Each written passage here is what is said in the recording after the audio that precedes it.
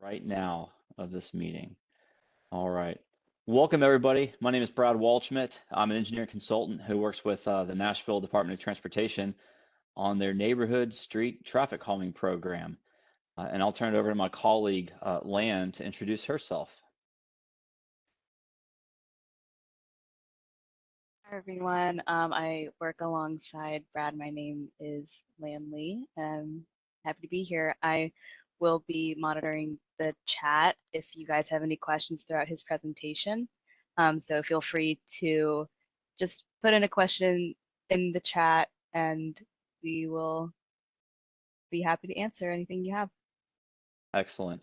Well, welcome, everybody. What we'd like to do is spend about 15 minutes delivering a presentation to you all about the Nashville Neighborhood Street Traffic Calming Program, Broadwell Drive, and San Marcos Drive.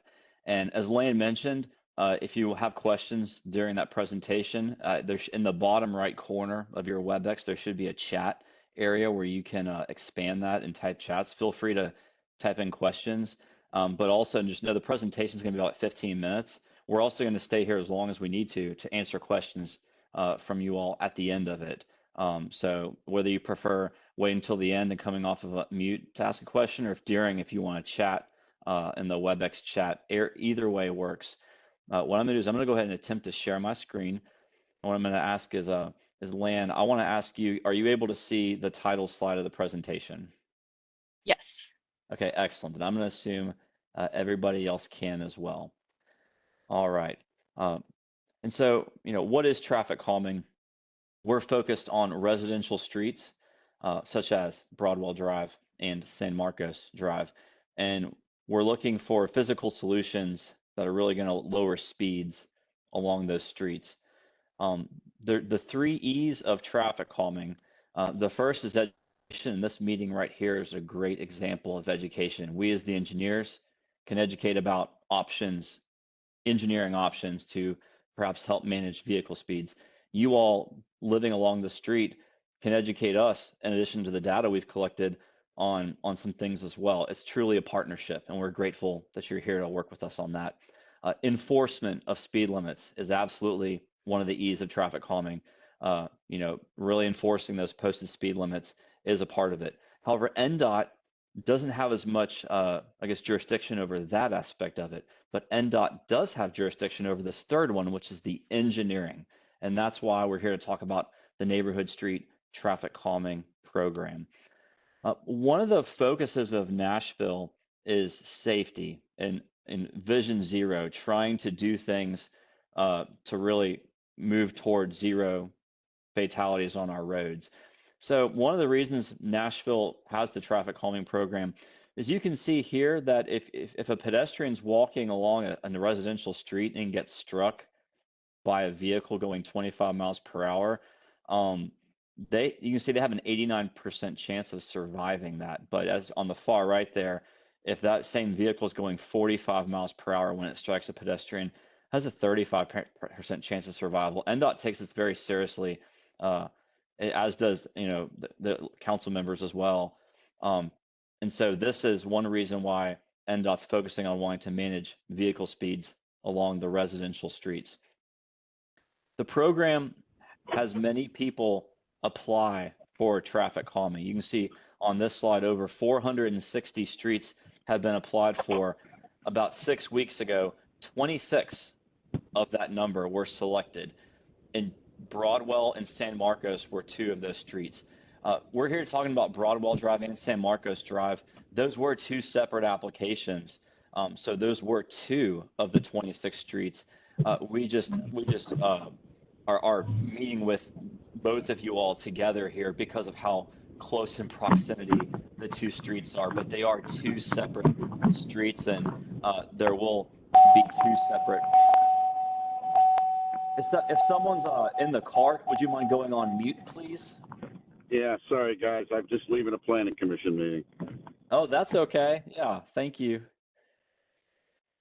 So yeah, we're here talking about the two of those 26 streets that were chosen, Broadwell Drive and San Marcos Drive. So of all those 400 and over 450 streets, how were San Marcos Drive and Broadwell Drive chosen? Well, NDOT uses a data-driven prioritization process, and that's what this slide kind of talks through. NDOT measures what the speeds of vehicles driving along these streets. The faster the speeds, the higher the street's going to score, needing some traffic calming. Also look at things like how many cars are on the street, if there's schools and parks and things that people want to be walking to, whether there's sidewalks or bikeways or bus routes, and also if some of the crash data shows there's any history of injuries or even worse, fatalities involving pedestrians on some of these streets. So all 450 plus streets that are applied for, this data is collected and kind of ranked or scored, if you will. And again, 6 weeks ago, Broadwell Drive and San Marcos Drive were two in that top 26, and that's why we're here today. So like I mentioned, we're here talking about Broadwell from Trousdale to that 90-degree curve right there at San Marcos. We're also here to talk about San Marcos from that 90-degree curve at Broadwell and all the way to Hill Road. And the below information shows some of that data that we collected. You know, both streets have a posted speed limit of 25 miles per hour. But, you know, as the data shows, and maybe as some of you all may have observed, vehicles seem to be traveling higher than that posted speed limit. And so that's, again, why we're here today. And again, you all know your street because you all live here, but we always like to show a location map. So the green line here shows Broadwell between Trousdale and San Marcos, and then San Marcos from Broadwell to Hill. So we want to move into the neighborhood street traffic calming program, the toolkit. What are some options? What are some engineering options for ways to manage vehicle speeds on these streets? Well, one of the more common ones in Nashville and by NDOT are these speed cushions. And some of you may have driven over these in other parts of Nashville. What they are is they're rubberized modular devices. At their highest point, they're 3 inches above the pavement. You see the width and the length of them, and what you can oftentimes you see that upper left photo has a warning sign. Many of them have a warning sign next to them to let motorists know that they're coming up on them. And depending on how wide the street is, sometimes we might put 2 on a street, or depending on the width, if it's a little wider, we might put 3 on a street. That's something we look at. We haven't gotten there yet on these 2 streets, but that'll be our next step after this meeting here. But these are a good example of the speed cushions. And you see reduced impact to emergency response vehicles. I'm going to go to the next slide, but I will come back to that bullet point on this slide. Another option is speed tables. Very similar to the speed cushions. The biggest difference is there's not those gaps in between them. These speed tables extend across the entire pavement here.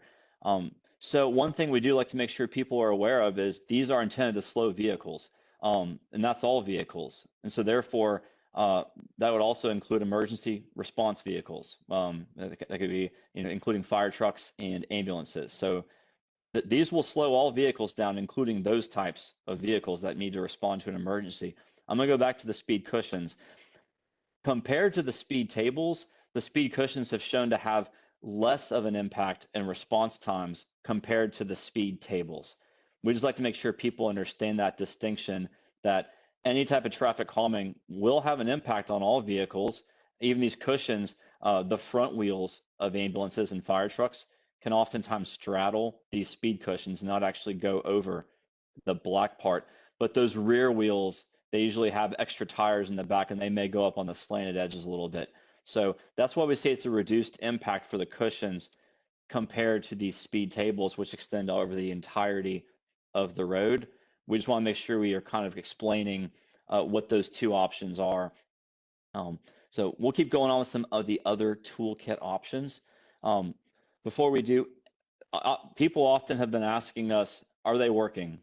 On streets where these have been installed in Nashville, are they working?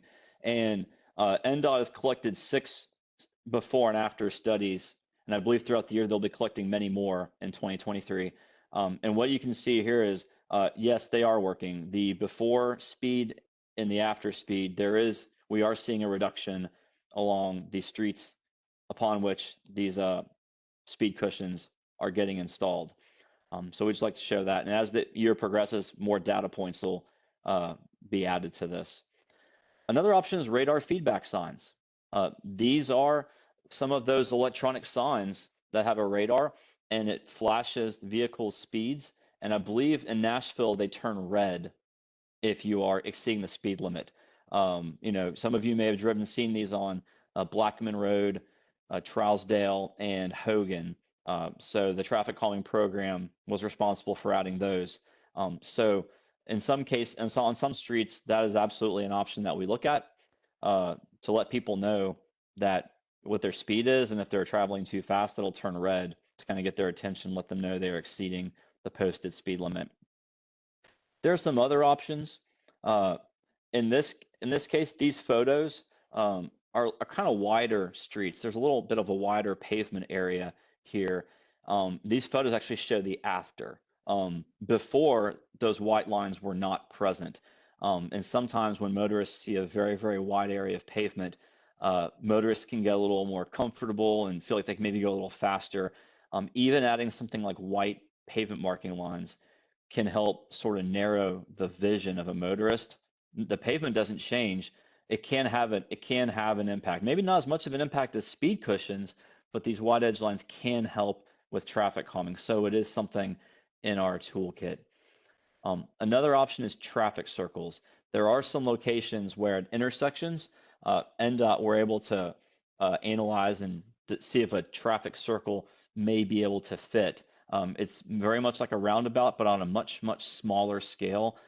South Crest at Cherrywood is a good example of a traffic circle at that intersection at South Crest and Cherrywood that the Neighborhood Street Traffic Calming Program designed a few years ago. Another option are these bulb outs and the chicanes. The bulb outs are sort of the picture on the left, where some NDOT's working to install some of these white flexible bollards at some locations, again, to kind of create that visual narrowing along some locations. And the example on the right is where a vehicle has to turn their steering wheel to really stay in that travel lane. And oftentimes when motorists turn their steering wheel, they're going to slow down a little bit. I believe the example on the right is on Fairfax in Nashville, but please don't hold me to that. I may be mistaken on where that picture was taken. But these are also toolkit options that we do look at. So we like to make sure people understand things that are not part of the Neighborhood Street Traffic Calming Program. Things like, can I get another stop sign? There's something I'm not sure about a traffic signal. There's a downed tree limb on the street. Things like that. In the traffic calming program, we cannot help you, but Hub Nashville is a great resource, and we always like to make sure we take the chance to let people know. You can either dial 311, or you can go to the web, which I believe is hub.Nashville.gov, and submit those types of requests. So again, if it's about traffic calming, we are your team. We are here to talk to you. But anything else, we like to make sure people are aware of that. And if you have any questions about bicycle lanes or sidewalks or things like that, Anna Dearman here is the person at NDOT that you can direct those to.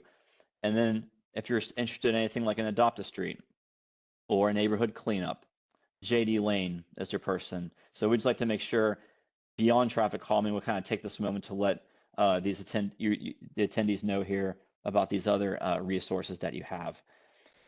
So what we've done is we have taken a first attempt at a concept design for what traffic calming could look like on Broadwell and San Marcos. Please know this is a first blush. We have not done our site visit yet. We have not taken our measurements. Just so you all know, when hills are too steep, we can't put the cushions right on the steep hills, but we can place them at the top and bottom sometimes.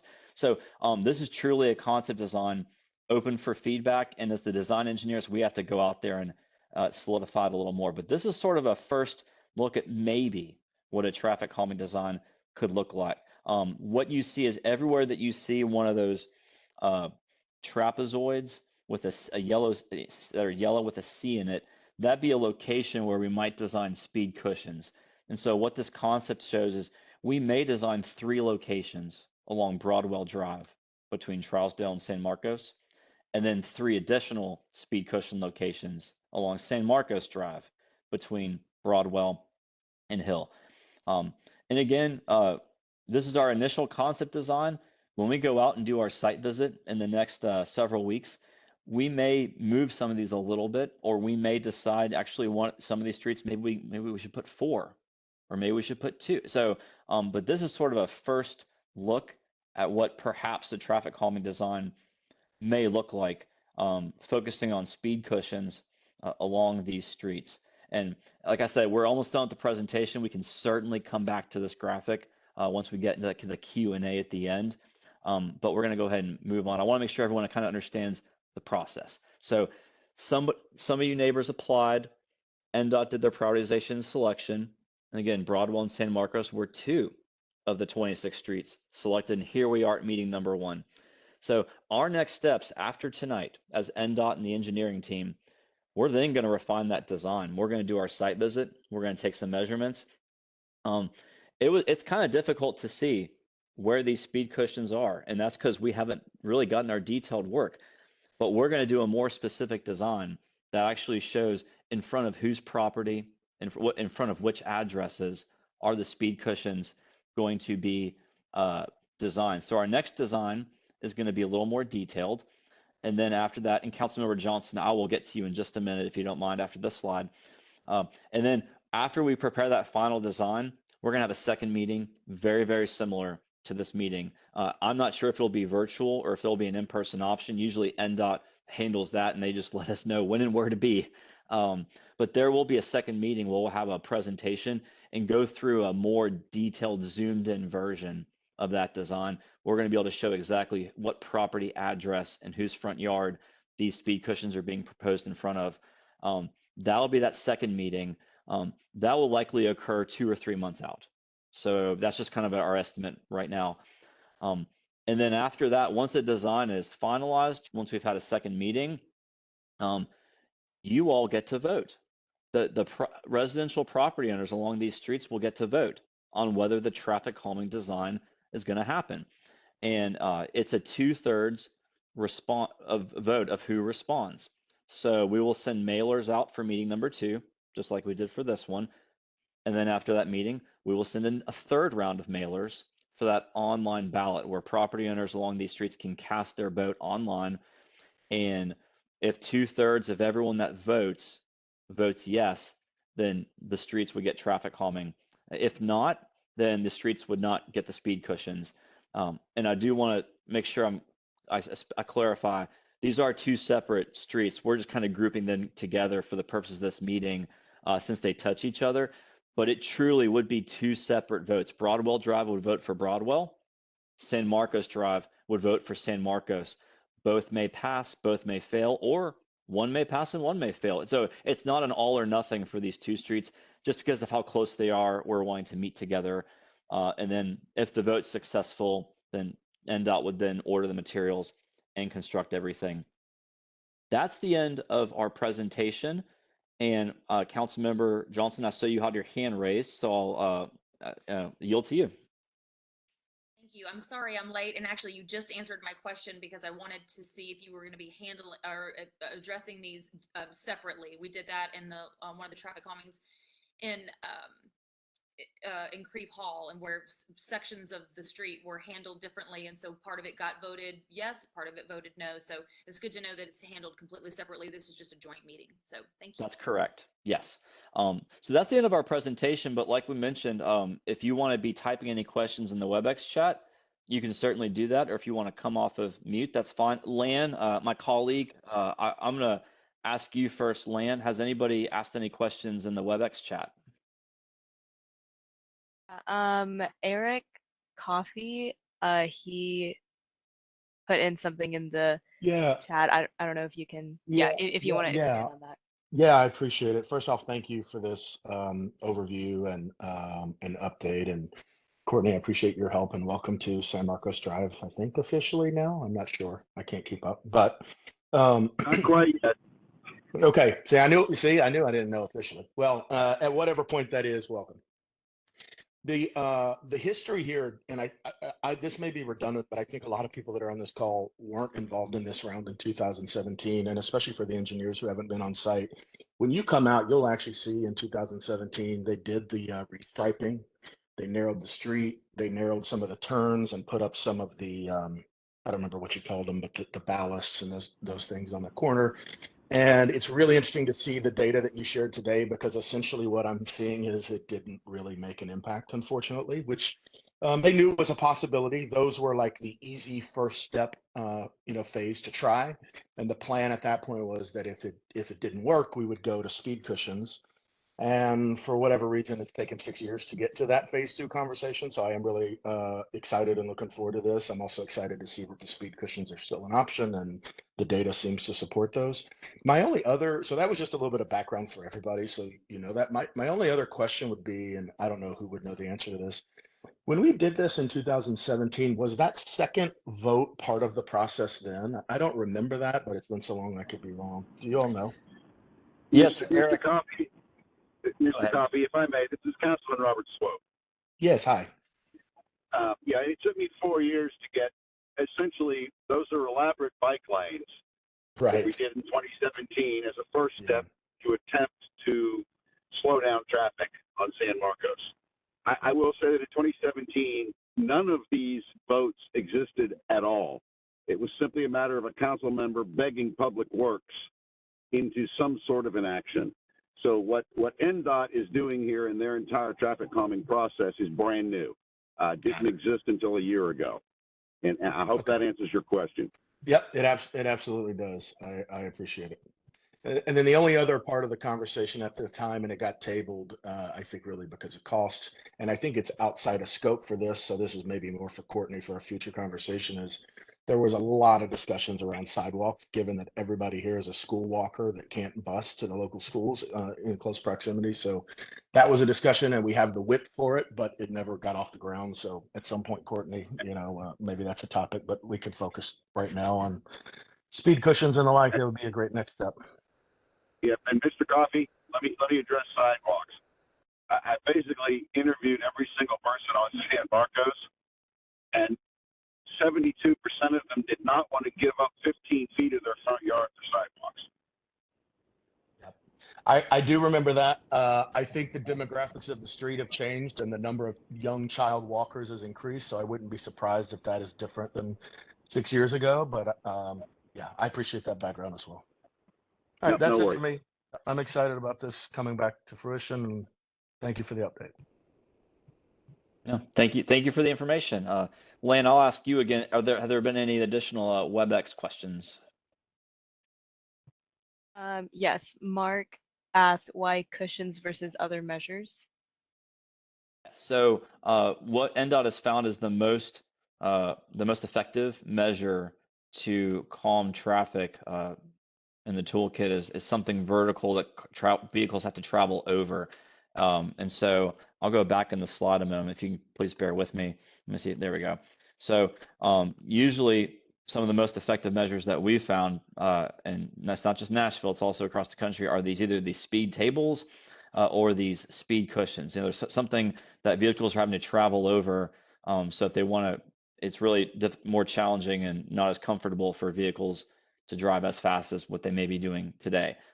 So that's usually two of our initial thoughts. And again, emergency vehicles will also be going over these when they're responding to an emergency, whether it's a fire truck or an ambulance. What the speed cushions offer is it's less of an impact compared to the speed tables. And it's because those front wheels can straddle the speed cushion. They have a little bit of a wider wheelbase. The rear tires, a lot of them have extra tires. They will likely touch some of the speed cushion, even if they're trying to straddle it, but it'll be on those ramped sides on either the left and the right side of each cushion. So if those are the reasons why our most effective traffic calming design is oftentimes the speed cushions on streets. So I hope that answers your question. Feel free to come off mute if I didn't answer it, if you have any follow-ups, but that was sort of my initial answer. That looks like to be the last question in the chat, Brad. Okay. I do have one question. Do you look at the streets that surround Broadwell and or San Marcos to see what kind of impact your traffic calming measures will have on them?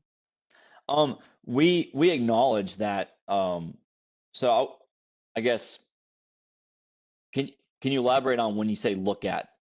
What do you? Well, I live on Baxter Lane, Mhm. so I'm concerned that as speed cushions go in on Broadwell, that's going to make more traffic down Baxter and lead to Overton, which is basically a one-lane street practically.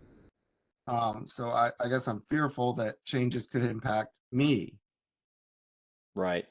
Yeah, and that's something that's hard to predict. You may be right. There may be some motorists that do not want to drive over these and will use a different route, such as Baxter. Or there may be some motorists that will still take this route just at a much slower speed. So we acknowledge that. One of the realities is that it's difficult to do it on every street. There are especially some areas of Nashville that where the neighborhoods are more in a grid pattern, and that's even more challenging to kind of address your comment.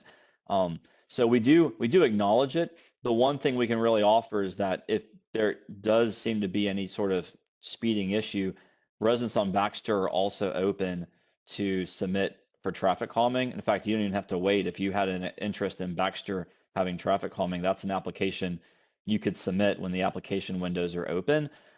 So we acknowledge it may happen, but it's hard to really predict if there will be much speeding on Baxter or not. And it's even more difficult to forecast how much traffic might change their pattern. As a traffic engineer, I'd love to know that. That'd be really cool, but it's very challenging to forecast that. Well, you also wonder if Stallworth is going to change its pattern.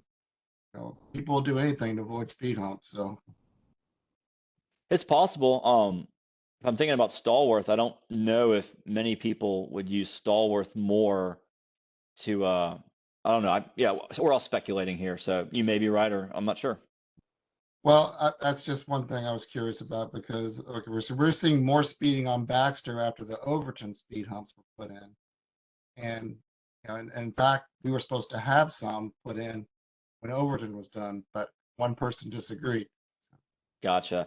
Well, I certainly cannot speak to that. But what I can say is that all streets in Nashville, property owners have the right to submit an application for consideration in that traffic calming program. So if there is anybody on Baxter, Stallworth, or any other street that you'd like to consider something like this, those windows do open, I think, a handful of times a year. And there's nothing stopping you from submitting an application if you were interested.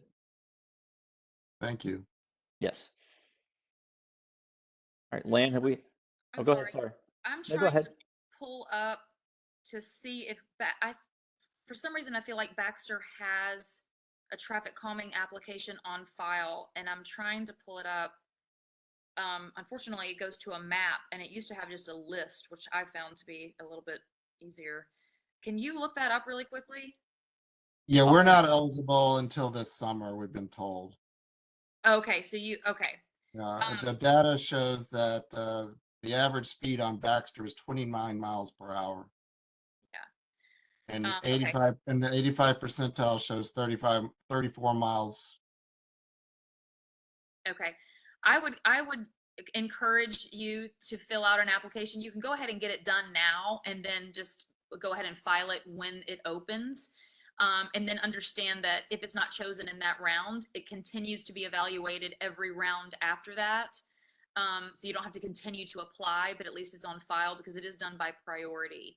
And Right. so, Well, they just said don't do it until this summer. That's what they're told. yeah, I'm just saying you can get the work done though, the signatures that are required, and Right. and just be ready for it. And then if you have to, I mean, I'm happy. That's what I've done with people is they've just gone ahead and done it. They've sent it to me, and then I submit it for them so that they don't have to keep up with when the application opens or not. Thank But you. yeah, I will say, there's no perfect solution. There's always going to be pros and cons to solutions. And we have looked, I've implemented several things, from zigzag lines to the radar signs to bollards to, you know, it just runs the gamut, and nothing is as effective as the speed humps. I don't like going over our speed hump any more than anybody else, and we are being punished for the sins of others. But at the end of the day, this is what's, you know, this is what is actually effective. We just installed radar signs, as most of you know, on Trousdale and Blackman and Hogan, and even statistically, they are not very effective. And especially after about a year, it was like 1 or 2% of a reduction because people get used to it. So this is, unfortunately, it isn't intrusive, but it is effective. So we will see on the next meeting what the proposal is. Yeah. Thank you, council member.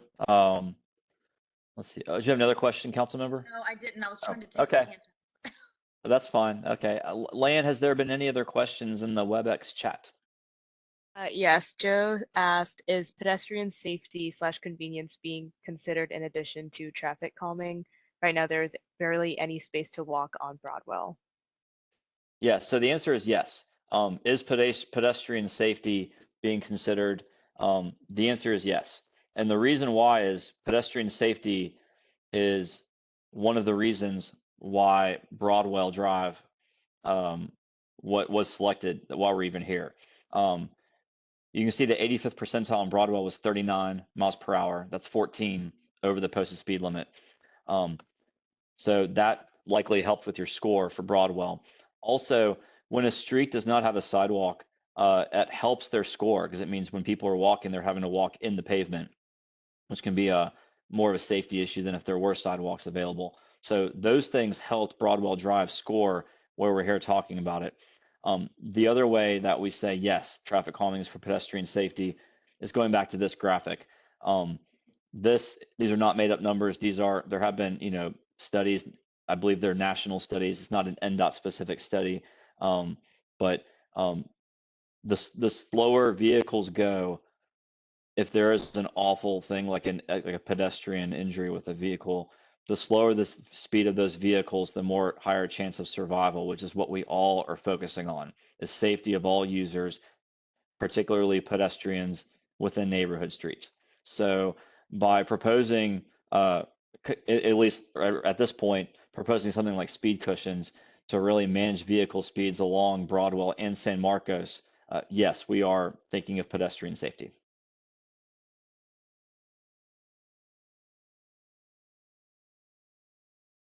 And Lane, was there any other questions in the chat? Sorry. No other questions. Eric had a comment about the speed humps. He said, agree on speed humps and the data backs it up. Unfortunately, all the other measures on San Marcos didn't work. Still 39 miles per hour, 85th percentile, despite the other measures.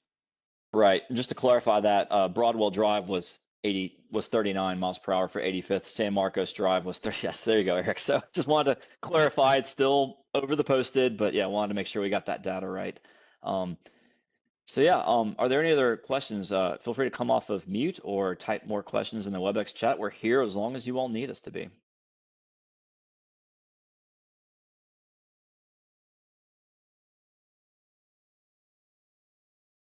I'm gonna go back to that schedule again. Just as a reminder, after this meeting, our engineering team will be going to finalizing that design over the next several weeks.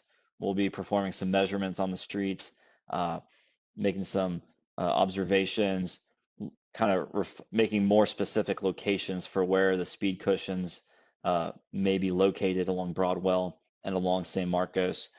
And then we will be coming back to a second meeting with mailers, just like we sent out. If I had to predict, I would think that we would have our second meeting with you all in the next 8 or 12 weeks. It may be a little sooner than that, but the good news is 26 streets were selected, and we're having 26 of these meetings. So we have lots and lots of these meetings to juggle, but we do think that we'll be able to meet with you all in the next 8 to 12 weeks with a final design that we're presenting to you to kind of talk about and get feedback on. That's kind of the time frame for what that next step would be.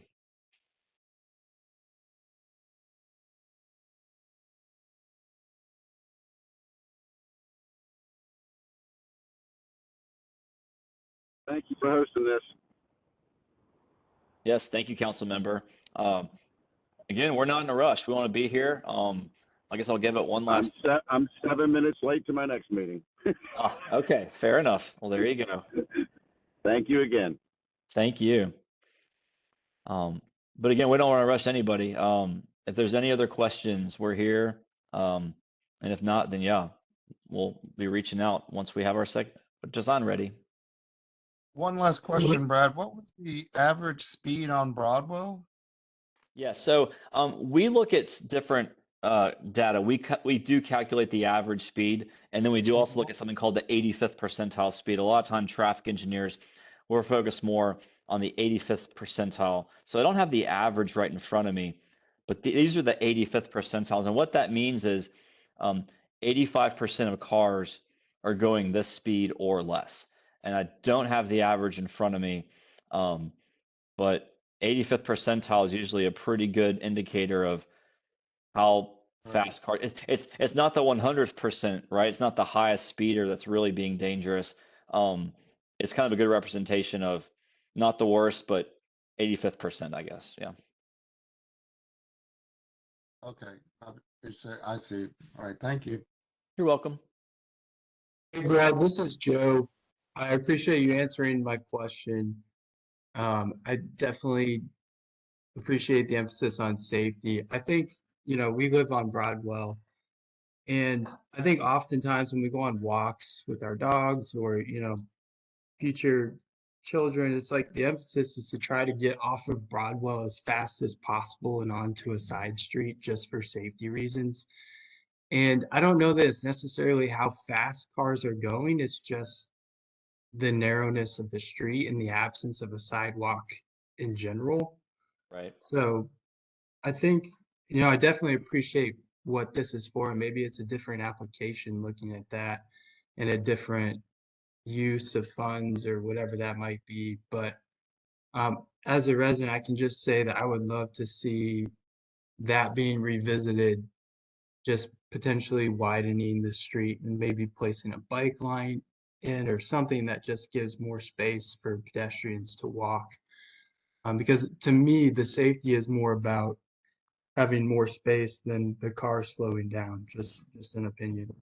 Right. No, I appreciate that, Joe. And what I will say is there's two things that are definitely not part of the traffic calming program. One would be widening Broadwell to add more pavement, and the second would be adding a sidewalk. Both of those things the traffic calming program would not do, but I encourage you to have discussions and try to explore those possibilities through other, opportunities. But what we can do is really focus again on the speeds of those vehicles on the street. In some neighborhoods, explore the other options as well through other means while we're helping them with that vehicle speed. Gotcha. I figured it was kind of a different ballpark, but appreciate you speaking to it. It is. And again, we haven't performed the measurements yet, but I do have some personal experience along these streets. And again, sometimes the neighborhood streets we're working on really have a lot of, it's wider pavement. It's just a lot of pavement out there. And that's an example of sometimes we are able to install some of those white pavement marking lines on each side. I'm not sure Broadwell's wide enough for that. So I wish I could offer that as an option. And we'll take another look at it when we're doing our measurements, but I'm not sure that's even an opportunity given how narrow Broadwell is.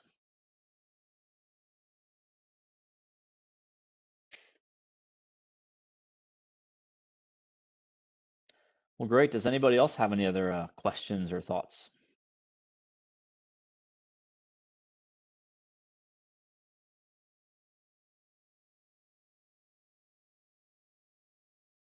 Okay, well, we really appreciate you taking the time to talk with us about the traffic calming program, Broadwell Drive, and San Marcos Drive. And again, the next step will be, and I'd say 8 or 12 weeks, we'll have our design ready. We'll coordinate with the NDOT will coordinate with some of the residents and the council member, and we'll have mailers will come out for a second meeting, and we'll be revisiting with you at that time.